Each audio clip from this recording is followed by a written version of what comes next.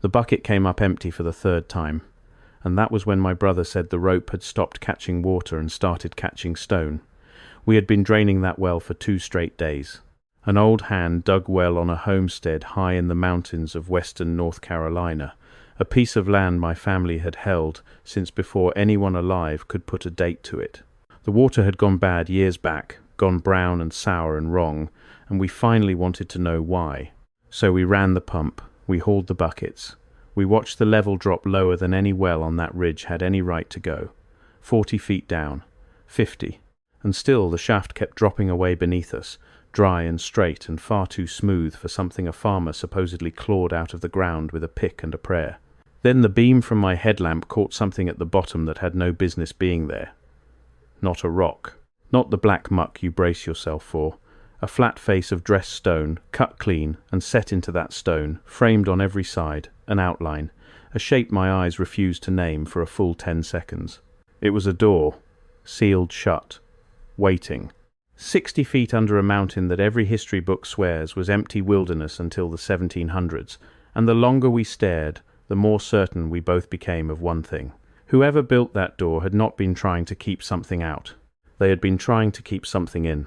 Before we go one step further, do something for me. Type the word door down in the comments right now. I want to see how many of you are hearing this account for the very first time, because what my brother and I pulled out of that mountain does not fit anything they taught us in school, and the more people who see it, the harder it gets to bury again. So drop that word, door, and let me know you are here. Now let me take you back to the beginning, back to the homestead itself, because to understand what we found at the bottom of that well, you have to understand the ground it was sitting on. The homestead sits at the end of a gravel road that the county stopped maintaining sometime in the 1960s. You climb for the better part of an hour past nothing but laurel and hemlock, and the rusted skeletons of fences nobody has mended in a lifetime. My great-grandmother was the last person to live there full-time, and she died when I was a boy, so most of what I know about the place came to me in pieces, in the half-remembered warnings, older relatives handed down without ever quite explaining. The cabin still stands. The barn has mostly gone back to the earth, and behind both of them, ringed by a low wall of stacked fieldstone, sits the well. Now, here is the thing about that well that never sat right with me, even as a child. It was too good.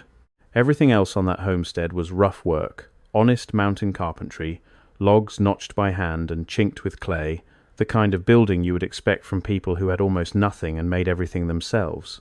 But the well was different. The stones lining its mouth were cut square and fitted so tightly you could not slide a knife blade between them. No mortar, none. Just stone locked against stone with a precision that did not match a single other thing for 40 miles in any direction. As a boy, I never thought to ask why. You do not question the things that have always been there.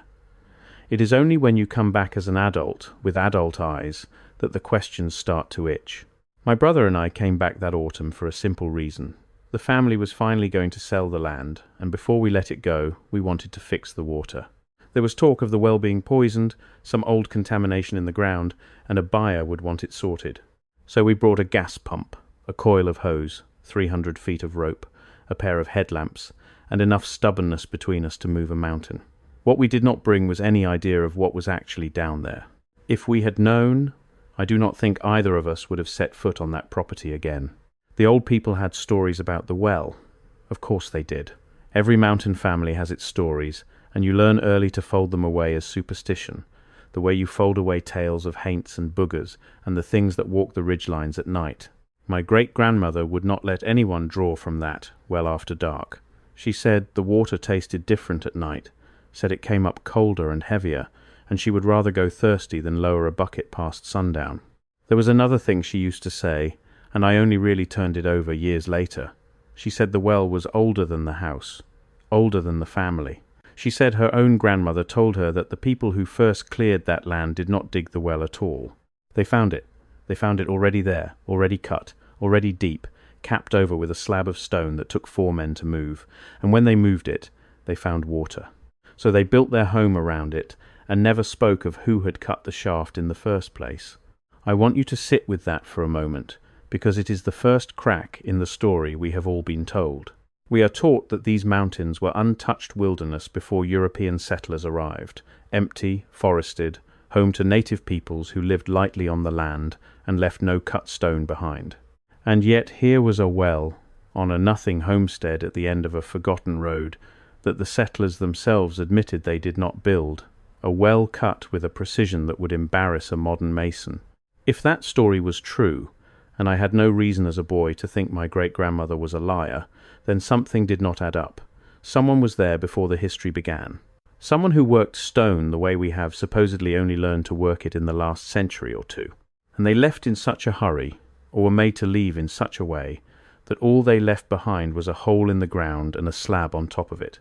We started draining on a Thursday morning, cold and bright, the kind of mountain morning where your breath hangs in the air and the frost has not yet let go of the grass. The pump coughed and caught, and the hose bucked in my brother's hands as the first water came up. And that water, I will never forget the smell of it, not sewage, not rot. Something mineral and metallic, like a mouthful of pennies and cold iron, a smell that got into the back of your throat and stayed there. We pumped for 6 hours that first day, and the level barely seemed to move. We told ourselves the well was just deep. We told ourselves a lot of things that first day, because the truth was already whispering at the edges and neither of us wanted to hear it yet. By the end of that first day, the water level had dropped maybe 15 feet, and my brother lowered a headlamp on a string to see how much further we had to go. What came back up the rope on his phone screen made us both go quiet. The walls of the well below the old waterline were not rough stone anymore. They were dressed, cut, the same tight, mortarless masonry as the mouth up top, but cleaner, sharper, as if the deeper you went, the more careful the builders had been. And there was something else. About 30 feet down, worked into one of the blocks, was a mark. A single carved symbol, a kind of looping spiral wrapped around a straight vertical line, cut deep and deliberate into the face of the stone. A mason's mark, maybe, except no mason from these mountains ever signed his work, and no frontier settler had the time or the training to carve clean geometry into a well shaft nobody would ever see. We stayed up half that night arguing about it. My brother thought it was Cherokee. I knew it was not. I had seen Cherokee petroglyphs, and this was nothing like them. This was precise. This was engineered. This looked less like something carved by hand and more like something stamped by a machine we do not have a name for. Before we move on to what happened when the water finally cleared, stop for a second. What you just heard about that mark cut into the stone and the shaft that should not exist is the part that changes everything. But it only makes sense when you see it written out next to the original survey notes and the family's own account, the mason's mark, the false bottom. It's all in the document linked below. Take 5 seconds right now, grab it, and then come back, because what comes next builds directly on it. The link is in the description. QR code is on your screen. Day 2 started before dawn. Neither of us had slept much. We ran the pump hard, and by mid-morning the level had dropped past the mark on the stone, past 30 feet, past 40, and the smell coming up out of that shaft had changed. The metallic tang was still there, but underneath it now was something dry and ancient, the smell of a sealed room that has not breathed in a very long time. That is when we knew we were close to the bottom, and that is when the water finally cleared. I want to describe this exactly the way it happened, because I have gone over it in my mind 10,000 times since, and I am still not sure my words can carry it. My brother was on the rope, lowered to about 55 feet with the headlamp strapped to his chest, and I was at the top working the pulley. He had gone quiet, which was not like him. Then his voice came up the shaft, thin and strange, and all he said was, "Come look." So I tied him off, and I went down. I want you to imagine climbing down into the dark of a shaft cut by hands nobody can name, the walls pressing close, the cold rising to meet you, the last light of the sky shrinking to a coin above your head. And then your boots find the bottom, and you turn around, and the beam of your lamp lands on it. The door. It was set into the north wall of the shaft, where the round well suddenly squared off into a flat, deliberate face of stone. The frame was perhaps 7 feet tall and just over 3 feet wide, and it was carved from a single piece of dark rock that did not match the granite of the mountain around it. This stone was almost black, fine-grained, and cold to the touch, in a way that went past the chill of the water. In the centre of the frame sat the door itself, and it was not wood, and it was not the same black stone. It was metal. A dull, greenish-grey metal that had not rusted, had not corroded, had not surrendered a single flake to 60 feet of standing water and untold years of dark. I put my hand flat against it, and it did not feel like anything I had touched before. It was smooth as glass, and there was the faintest hum under my palm, so faint I told myself I imagined it. I have never fully convinced myself of that. Across the surface of that metal door ran lines, not decoration, not the scrollwork you would expect from a tomb or a vault. These were straight, and they were curved, and they intersected in patterns that felt less like art and more like a diagram, like the schematic of something, drawn by a mind that thought in a language of pure geometry. And at the very centre, where a handle should have been, there was instead that same symbol from up the shaft. The spiral wrapped around the vertical line, larger here, deeper, and ringed around it 7 smaller marks I had never seen before, and cannot draw for you even now, because every time I try, my hand refuses to make the shapes correctly, as if some part of me does not want them written down again. We did not speak for a long time. There is a particular silence that comes over you when the ground you have stood on your whole life quietly tells you it has been lying. That is the silence we sat in, 60 feet under a Carolina mountain, staring at a sealed metal door that had no right to exist. And the questions came all at once. Who built this? When? With what? And the question that mattered most, the one that made the cold water at our feet feel suddenly very deep. What were they sealing away? And were they sealing it in? Or were they sealing us out? Now, if you have spent any time at all looking into the hidden history of this continent, you already feel the shape of what I am about to say. Because that door, and that stonework, and that impossible precision under a supposedly empty wilderness, they do not stand alone. They are part of a pattern that stretches across this entire country, and once you see the pattern, you cannot unsee it. Let me back up and give you the frame, because you need it to understand what we did next. There is a growing suspicion, held by more people every year, that the history we were handed is not the history that actually happened. That before the America we are told about, before the log cabins and the covered wagons and the plucky settlers taming a raw and empty land, there was something else here, an older world, an advanced world, a civilization with architecture and engineering far beyond what the official timeline allows, spread across not just this land but much of the globe, unified in a way we have no memory of. Some people call that lost world Tartaria. The name matters less than the idea behind it. The idea is that this civilization was erased. Not slowly, not through the ordinary decay of centuries, but deliberately and violently, and recently enough that its bones still stick up out of the ground everywhere if you know how to look. And the bones are everywhere. Think about the great buildings in nearly every old American city. The courthouses and train stations and exhibition halls with their domes and their arches and their impossible stonework. Buildings, we are told, were thrown up in a year or two by frontier towns that could barely feed themselves. Think about the star forts, those perfect geometric fortifications with the same design on every continent, attributed to different peoples who supposedly never spoke to one another. Think about the buildings you can find in old photographs, standing with their ground floors buried, their first-story windows sitting at street level as if the whole world had been flooded with dirt up to their waists, and everyone simply carried on as though nothing had happened. There is a name for that too, the mud flood, a cataclysm of earth and water that swallowed the lower reaches of an entire built world, and was then quietly paved over and forgotten. I know how this sounds. I know that if you had told me any of this before that autumn, I would have smiled and nodded and privately filed you away as a man who spent too much time alone with his own thoughts. But I was standing in front of the proof. I had my hand on it. A door of a metal we do not make, behind a wall of stone we cannot match. At the bottom of a well the settlers themselves admitted they did not dig. In mountains the books insist were empty.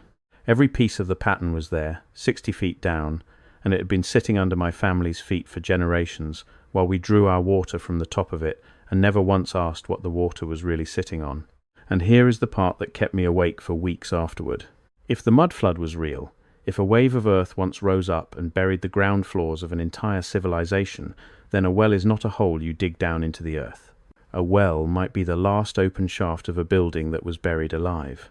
The last chimney of a drowned world, poking up through the dirt just far enough for the people who came after to find water in it and call it their own.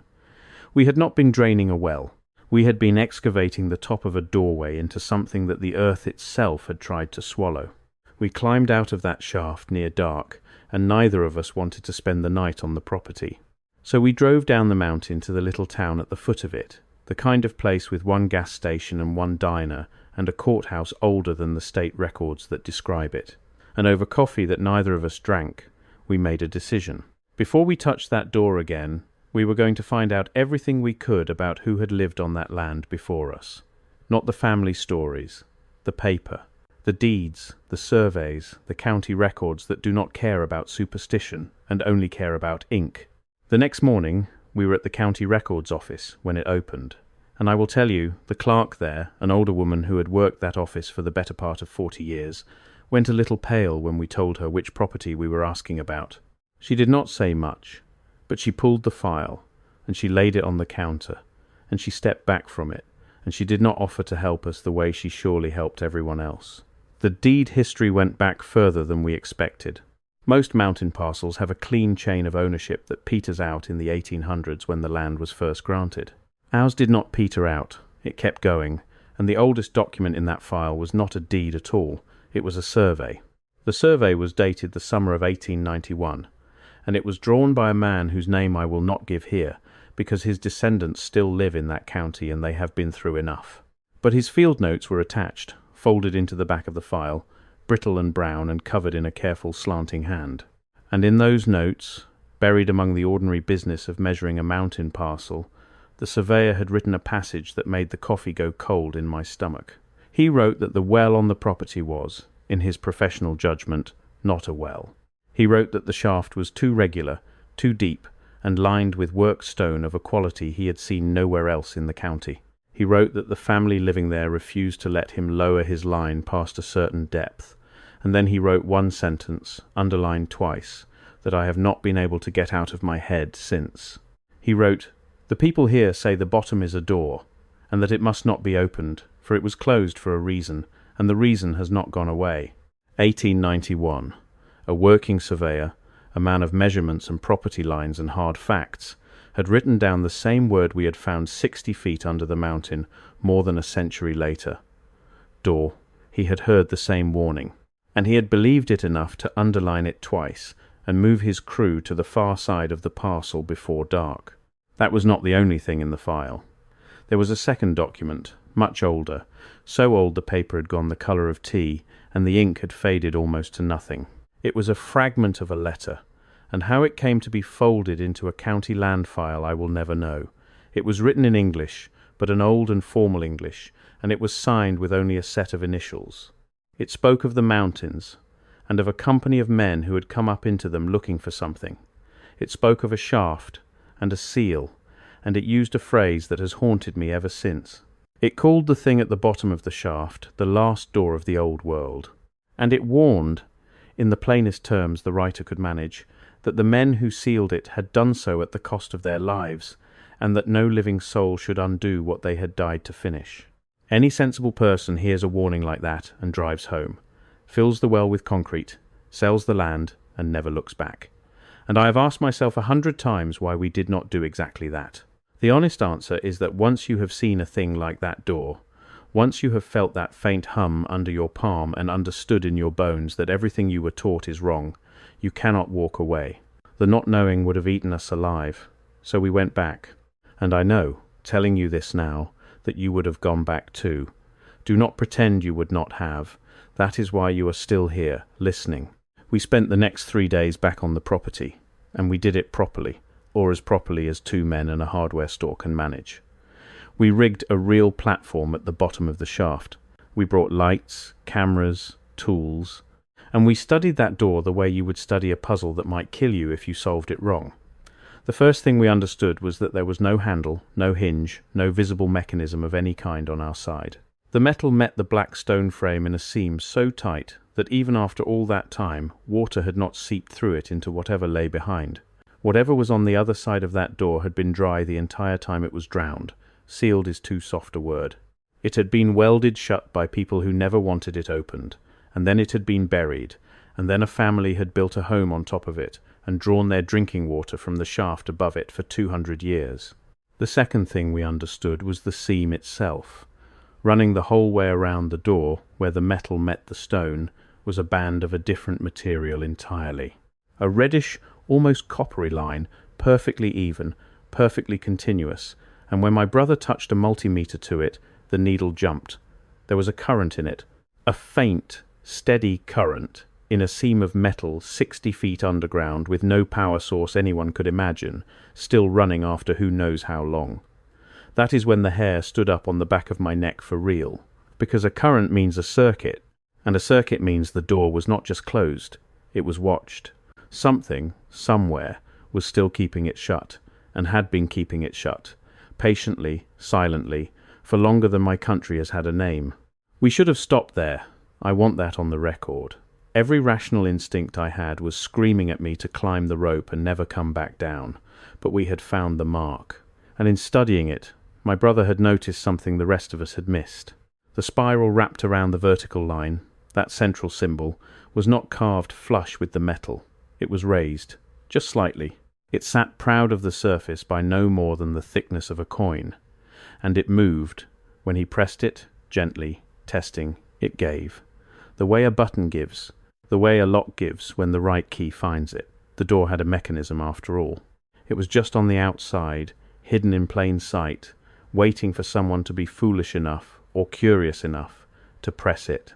I have to be careful how I tell the next part, because this is where memory and terror start to blur together, and I have promised myself that I will not add a single thing that did not happen. So here is only what happened. We argued for the better part of an hour about whether to press it. My brother wanted to. I did not. In the end, what decided it was the current in the seam. I told him that a live circuit, after all this time, meant something was still maintaining that door, and that the only thing more dangerous than opening it might be leaving it to whatever had been holding it shut. He looked at me for a long moment in the lamplight, 60 feet down in the cold, and he said the thing that we both knew was true. He said, if we cover this back up and walk away, we will spend the rest of our lives wondering. And then he pressed the mark. For a moment, nothing. And in that moment I felt a wild, drowning relief. The relief of a man who has pointed a gun at his own head and heard the hammer fall on an empty chamber. Then the hum I had felt under my palm rose up out of the metal and filled the whole shaft. Not a sound so much as a pressure, a deep vibration that came up through the platform and into the soles of our feet and the roots of our teeth. The coppery seam around the door flared, just for an instant, with a dull red light, like a wire pushed past what it was built to carry. And then, with a grinding of stone on stone that shook grit down on our heads from 40 feet up, the door sank backward into the frame and slid to one side and opened. What came out first was the air. And I need you to understand that I have been in caves, in mines, in old sealed cellars, and I know the smell of trapped air. This was not that. The air that came out of that doorway was not stale. It was not dead. It was cold and dry and clean, cleaner than the air on the mountain above us, and it carried on it a scent I can only describe as the smell of a winter morning in a place with no seasons. It flowed out past us and up the shaft, and I swear to you, the flame of the little lantern we had brought as a backup did not gutter or dim. It brightened, as if the air coming out of that ancient dark was more alive than the air we had brought down with us. And beyond the doorway was not a chamber, it was a passage, a corridor of the same black, fine-grained stone, running level and straight into the heart of the mountain, farther than our lights could reach. The floor of it was smooth and slightly dished in the centre, worn, as if by the passage of feet, though feet had not walked there in a span of time I did not want to calculate. And along both walls, at a steady interval, set into the stone at the height of a man's head, were the marks, the spiral and the line, over and over, receding into the dark, each one faintly, impossibly, aglow with the same cold light that had brightened our lantern. A corridor lit from within its own walls, waiting, patient, exactly as it had been left. We had not found a door, we had found a road, and it led down, into the mountain, into the buried world, away from every safe and simple thing we thought we knew. We should have turned back. I keep saying that, and I keep meaning it, And I keep telling you that we went forward anyway, because that is the truth, and you deserve the truth. We stepped through the doorway, off the platform, onto that worn stone floor, and we walked into the mountain. The corridor ran level for what felt like 100 yards, though distance behaved strangely down there, and I would not swear to the number. The cold light in the walls kept pace with us, brightening a few feet ahead and dimming a few feet behind, so that we always walked in a small pool of glow with the dark pressing close on either side. Neither of us spoke above a whisper. It felt like a place that would not tolerate loud voices. About halfway down, my brother stopped, and he laid his hand flat against the wall over one of the glowing marks, the way I had laid mine against the door. He held it there a long moment, and then he pulled it back fast, like a man who has touched a hot stove. I asked him what was wrong. He said the wall was warm. Not hot, warm, the way a living thing is warm, the way a chest is warm when you lay your head against it. 60 feet down, sealed off from the sun for longer than my country has had a name, and the stone was giving off a heat that came from somewhere inside itself. We stood there in the glow, and neither of us said the thing we were both thinking, which was that stone does not stay warm. Stone takes the temperature of the ground around it, and the ground around it was cold, and had been cold for a very long time. Something in that corridor was making that heat. Something was still running, and whatever it was, it had been running the whole time, patient and quiet, waiting in the dark for the day the door would open and someone would walk down its warm and glowing throat into the heart of a world that was never meant to be found. I have thought about that warmth more than almost anything since, because a lifeboat does not need to be warm, but a thing that is sleeping and expects one day to wake does. And then the corridor ended, and the walls fell away on every side, and our little pool of light was suddenly not enough, because we had walked into a space so large that the ceiling and the far walls were lost in blackness above and beyond us. It was a hall, an enormous underground hall, and my brother swept his flashlight across it, and the beam did not reach the other side. What it did reach were columns, rows of them marching away into the dark, each one carved from the same black stone, each one fluted and precise and topped with a capital of interlocking geometric shapes that no frontier hand had ever dreamed of. This was not a mine. This was not a natural cavern that someone had improved. This was architecture. Grand, deliberate, monumental architecture, the kind you find in the great buried courthouses and drowned exhibition halls of the old cities, except this one had never been dug back out. This one had gone into the dark and stayed there. We were standing in a room that the mud flood had swallowed whole, sealed off behind a welded door, and left perfectly, terribly intact. And the columns were only the beginning. As our eyes adjusted, as we crept further in with our lights low, we began to make out the shapes between the columns. Long, low forms arranged in careful rows across the floor of the hall. At first I thought they were tables. Then I thought they were tombs. And then my brother's light steadied on the nearest one, and we both saw what they truly were, and my legs nearly gave out beneath me. They were beds. Row upon row of stone beds, hundreds of them, filling that vast hall from wall to distant wall, and on each one lay a figure, wrapped from head to foot in a pale, unrotted cloth, arms folded, still, in the posture of someone who has lain down to sleep and expects, one day, to wake. I have tried, since, to find a word for what that hall was, and the closest I have come is this. It was a shelter. Not a tomb, because a tomb is where you put the dead and forget them. This was built by people who did not intend to be forgotten. Every detail spoke of preparation, of intention, of a plan. The cloth that wrapped each figure was clean and whole. The stone beds were arranged with the careful spacing of a place meant to be tended, and at the head of each bed, set into the stone, was a small niche, and in each niche rested a handful of objects. We looked into a few of them, only a few, because there is a limit to how much wrongness a mind can take in one night, and we reached it quickly. In the niches were things, ordinary things, and that was the worst of it. A comb, a small metal cup, a folded piece of that pale cloth, a ring. In one, a child's toy, a little carved animal of some kind, worn smooth by a small hand that had held it before the world was buried. These were not the treasures of kings laid down to impress the afterlife. These were the keepsakes of families. The things you grab when you have minutes to decide what matters, and the earth is coming up to swallow everything you have ever known. Whoever these people were, they had not been conquered and entombed. They had fled. They had come down into the mountain, into a shelter their own hands had built, and they had lain down together with the small treasures of their lives beside them, and they had sealed the door from the outside, which meant that some of them had stayed behind to do the sealing. Some of them had chosen to be shut out so that the rest could be shut safely in. Now, hold that image against everything you have been told. We are taught that these mountains were empty. We are taught that the only people here before the settlers were tribes who built nothing in stone, who left no monuments, who lived and died and left the land as they found it. And yet here, beneath that land, was a population. Hundreds of them, maybe thousands if the haul ran as far as I fear it did, a whole community with combs and cups and children's toys and monumental stone architecture, who saw a catastrophe coming and had the engineering to build a sealed refuge deep in the rock, and the metallurgy to forge a door that would not rot or rust for centuries, and the science to light their corridors with a cold glow that still burned when we found them. That is not a lost tribe. That is a lost civilization. And it did not die out slowly over generations. It went into the ground in a single generation, in a hurry, with its keepsakes clutched to its chest, and something buried it, and the history books simply skipped the chapter. This is the mud flood. This is what the buried ground floors and the drowned first stories have been trying to tell us all along.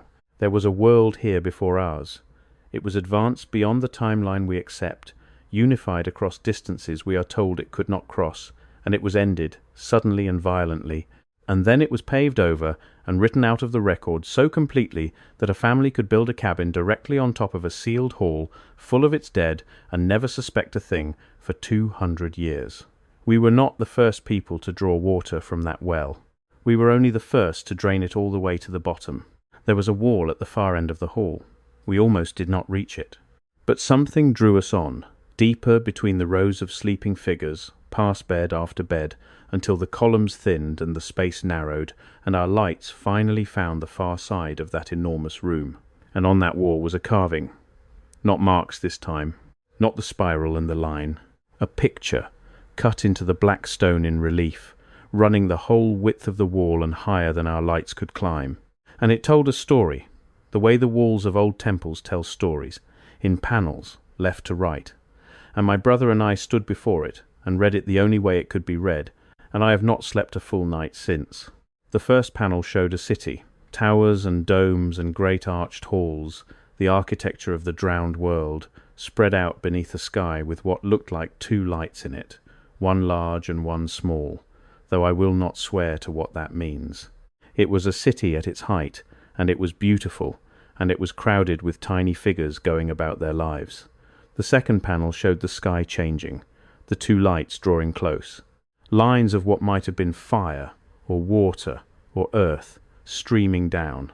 The third panel showed the flood, the wave of earth and water rising up over the city, swallowing the towers to their shoulders, drowning the domes, burying the great halls to their arches exactly as we see them in the old photographs today.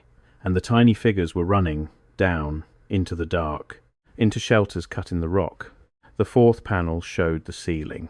Figures standing at a door, this door, our door, some passing through into a corridor lined with light, and others standing outside, hands raised to the metal, closing it, sealing their own families in. And the fifth panel, the last panel, the one I have tried to forget and cannot, the fifth panel did not show the past.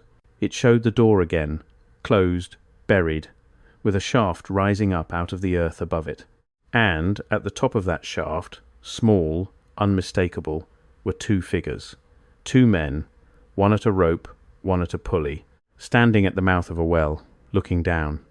The carving was old, older than the settlers, older than the surveyor, older than the letter with the initials, and it showed the two of us at the top of that shaft on the night we drained it dry. Whoever cut that wall had known we were coming, had known that one day someone would come and open what they had died to close. And in the corner of that final panel, beneath the two small figures, was carved a single word in the old formal hand of that faded letter, and the word was, "Run." We ran.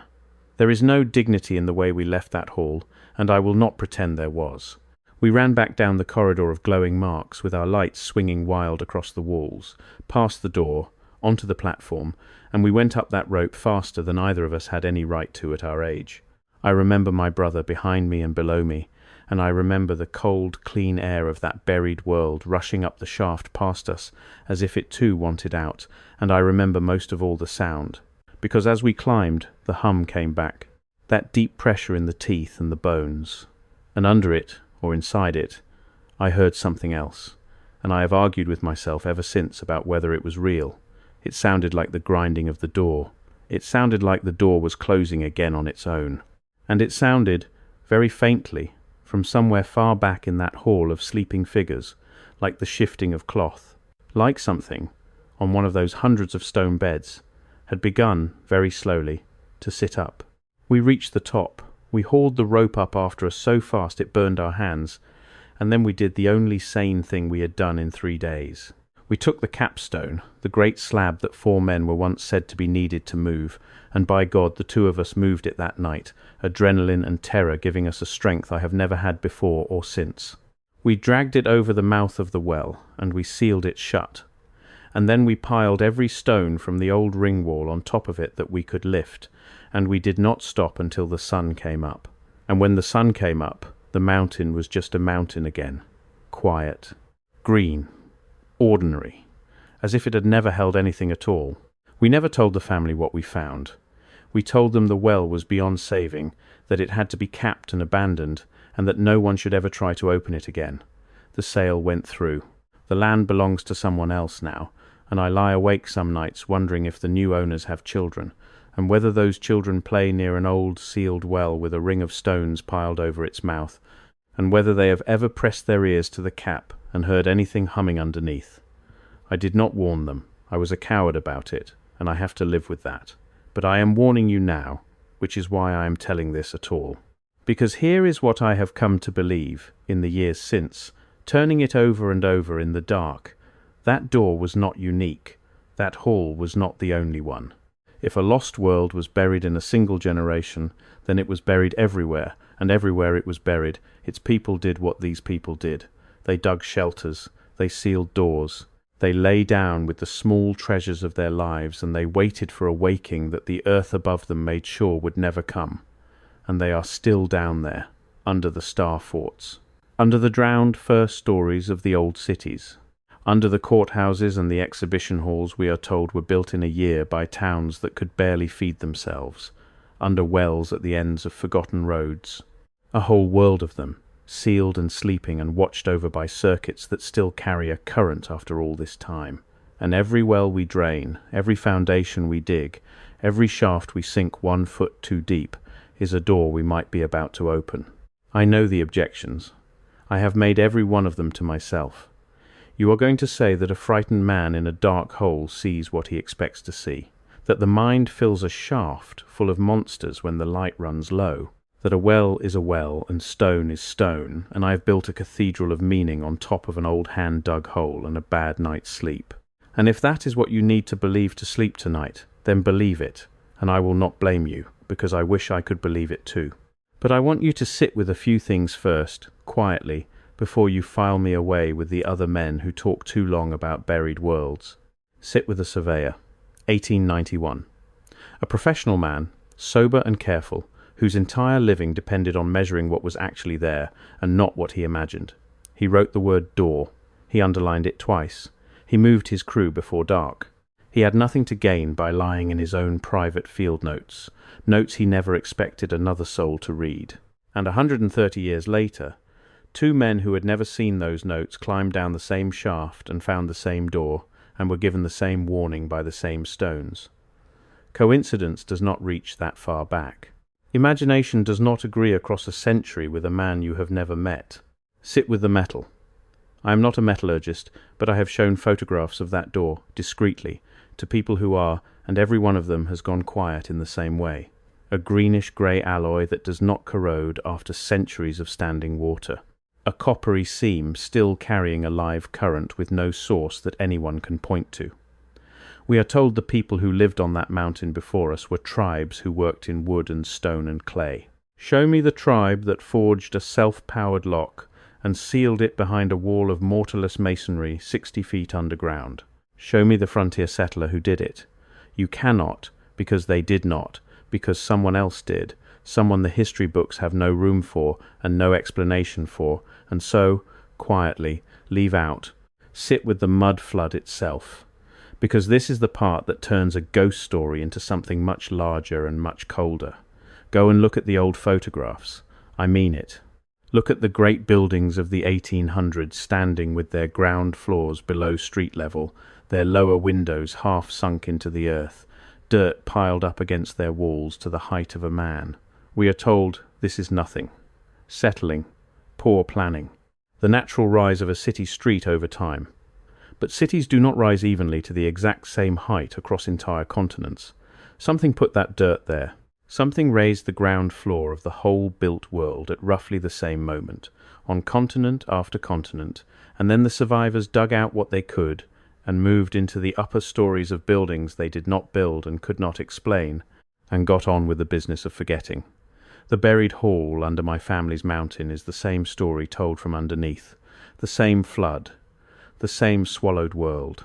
The only difference is that this one was never dug back out, because the people inside it sealed the door before the earth arrived, and so the earth left them exactly as they meant to be left, preserved, waiting, whole.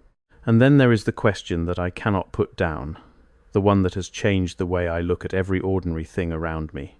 Who benefits from the forgetting? Because a civilization is not written out of history by accident. A flood buries a world, yes, but a flood does not draw new maps. A flood does not print new schoolbooks.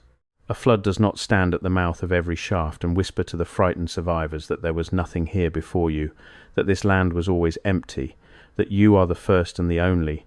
So do not go digging, do not go asking, do not go draining any wells all the way to the bottom. Someone did that.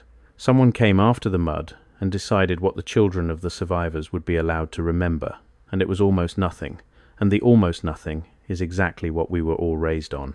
Think about how thoroughly it would have to be done. You would have to reset the calendar so that the world seemed young, so that a few hundred years of tidy, believable history sat on top of the buried truth like a fresh layer of paving. You would have to explain away the impossible buildings by crediting them to whoever happened to be standing nearby when the dirt was cleared. And you would have to make sure that anyone who noticed the seams, anyone who pointed at the buried windows and the perfect star forts and the wells the settlers admitted they did not dig, was smiled at and nodded at, and quietly filed away as a man who spends too much time alone with his own thoughts. I told you that is how I would have treated you, before that autumn. Now I understand that the smile and the nod are not an accident either. They are the last and softest layer of the paving. They are how you bury a truth that refuses to stay buried in the ground. I do not know who did it. I want to be honest with you about the edge of what I know, because the men who talk past that edge are the ones who lose you, and I need you to stay with me. I do not have a name for them. I do not have a date for the flood. I do not know whether the current in that seam was set by the people inside the hall to keep themselves safe, or by whoever came after to keep them shut in, and those are very different things. And the difference matters more than almost anything else in this story. All I know for certain is what my own hands touched. A door that should not exist. A hall full of families who lay down together and sealed themselves away from a catastrophe our history does not record. A wall that told their story in stone, and told mine too, before I was ever born. And a single carved word at the bottom of it all, telling me to run. I ran. And then I spent years trying to understand why a people facing the end of their world would spend their last hours carving a warning to two men who would not be born for 1,000 years or more. There is only one answer that makes sense to me. They were not warning us away from them.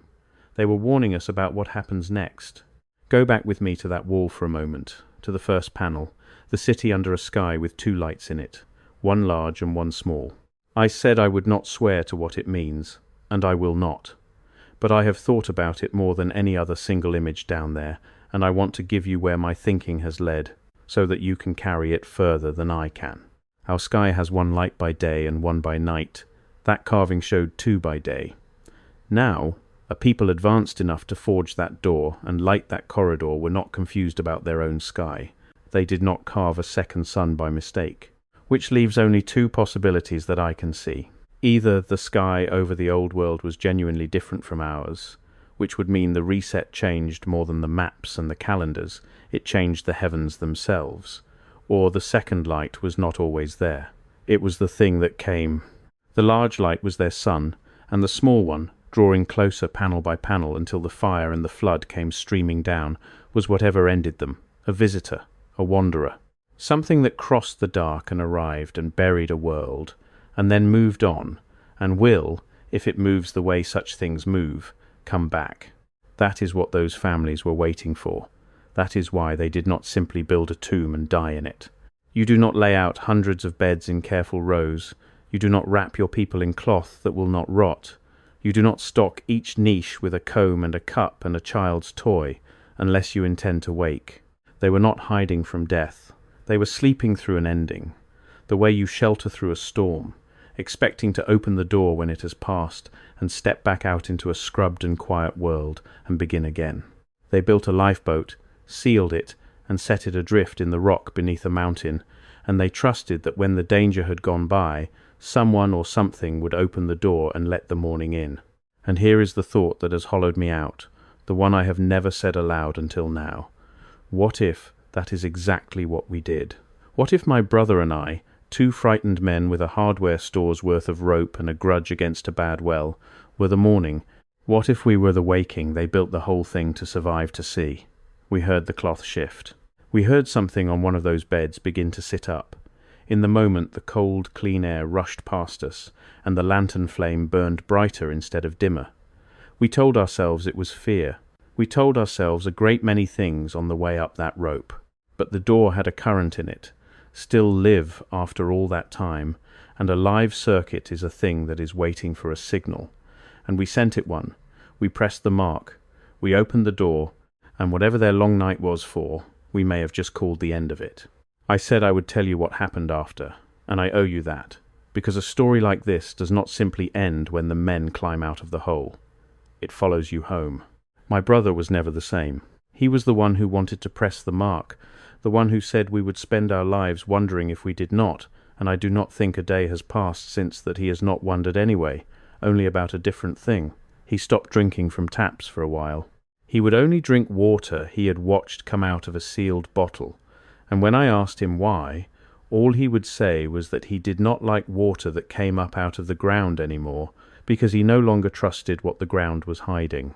He moved to a flat place after that, Kansas, then West Texas, somewhere the land lies open and level for 100 miles, and there is nothing beneath your feet but more of the same honest dirt. No mountains, no ridges, nowhere for a buried world to hide. I understand it. Some nights I envy it. But I stayed in the mountains because a part of me needs to keep an eye on them, and I cannot explain that any better than he can explain the water. The symbol found me again. That was the thing I did not expect. Once you have seen the spiral wrapped around the vertical line, you start to see it everywhere, and at first you tell yourself it is only your rattled mind pattern matching in the noise. But it is not only that.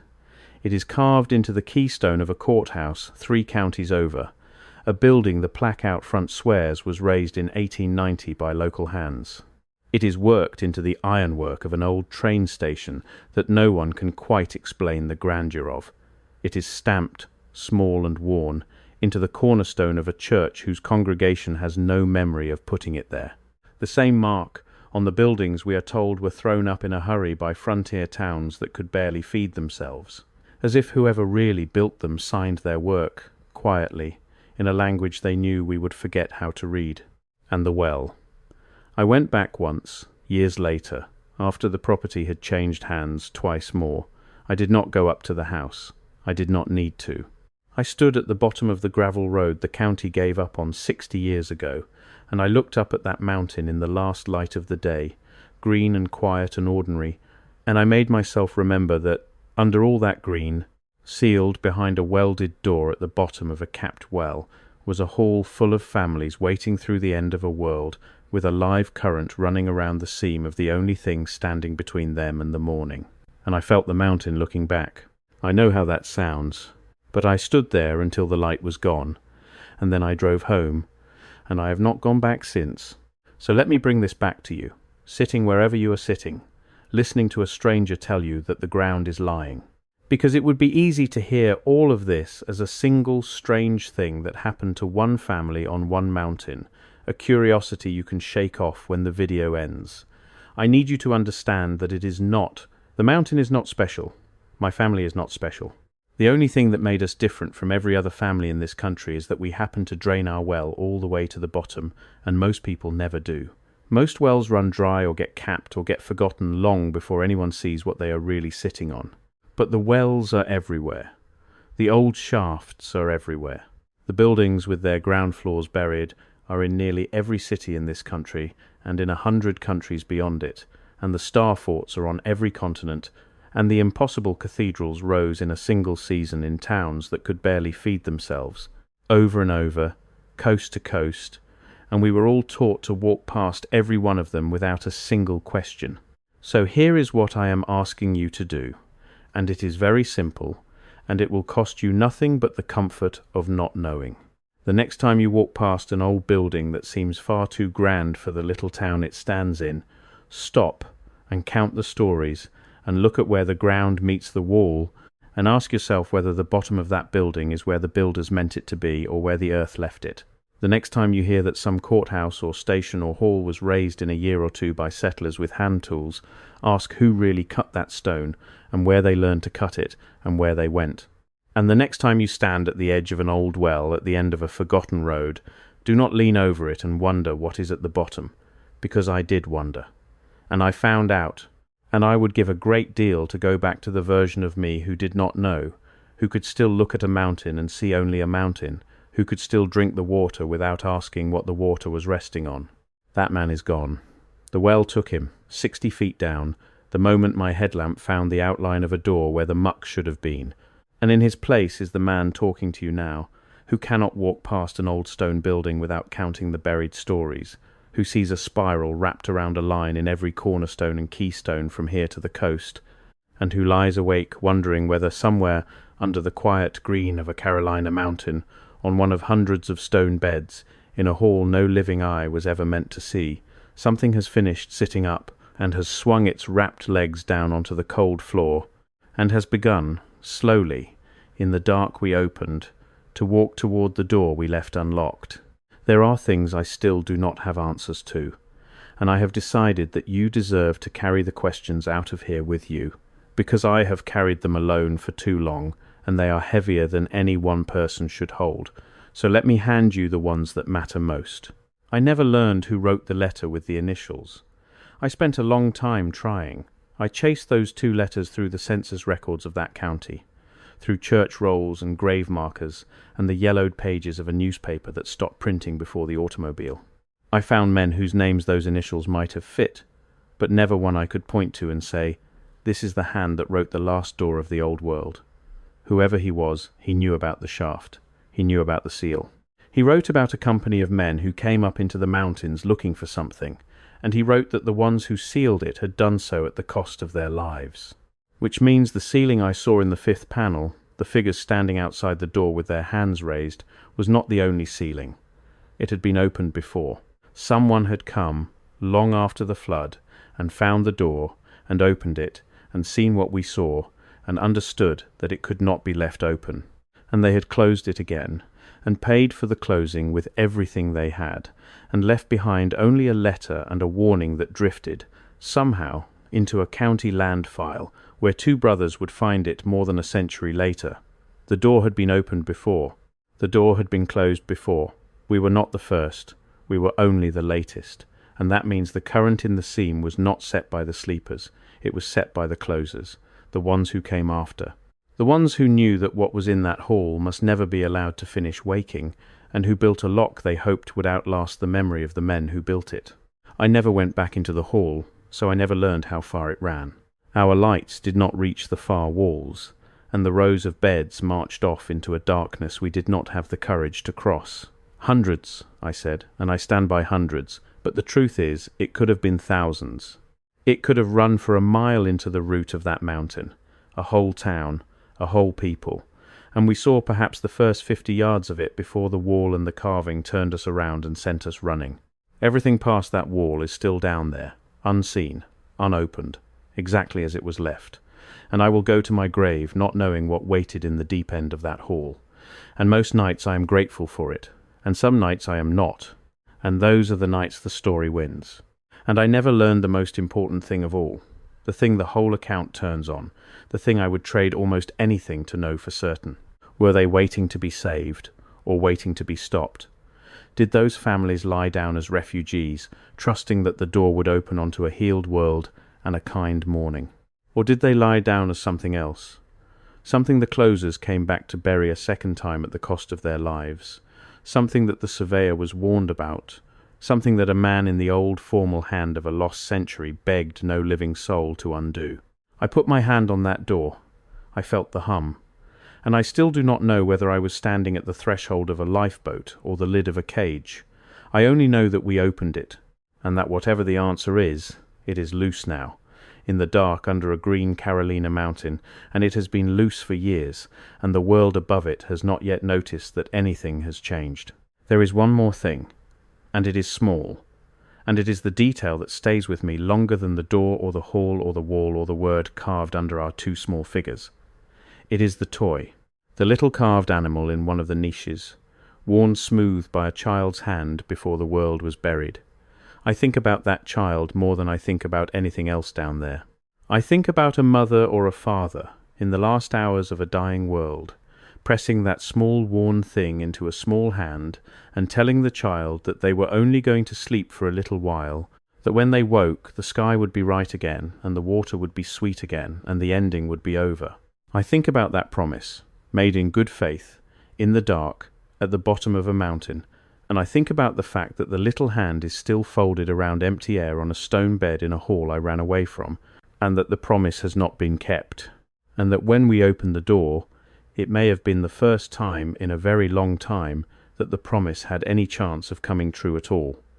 That is the part I cannot make into a monster. That is the part that is just grief, and it is down there still, in the dark, waiting, with a toy.